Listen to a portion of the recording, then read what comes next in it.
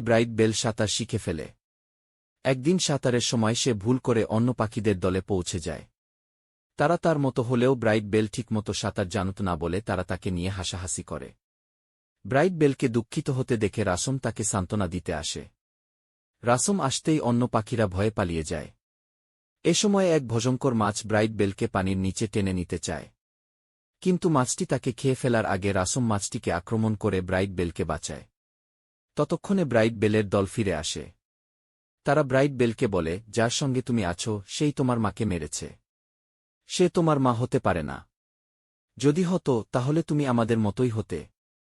এসব শুনে ফেনো খুব রেগে যায়।